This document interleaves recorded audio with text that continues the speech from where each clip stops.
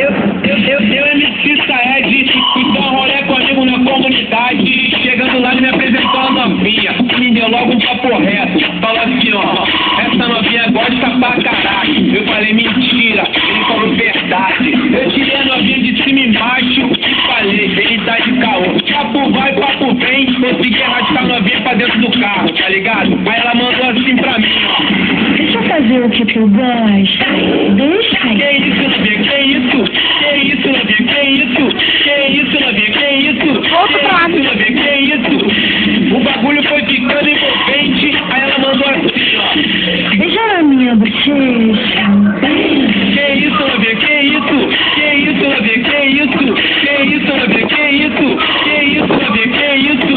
Com aquela cara de safada, com aquela cara de tarada, ela mandou assim pra mim, ó.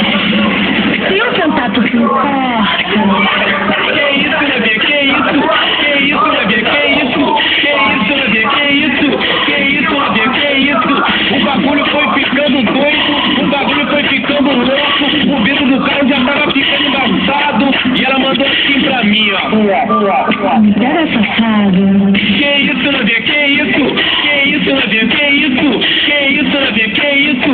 Que isso, novinha? Que isso? Minha cabeça já tava ficando ponteada,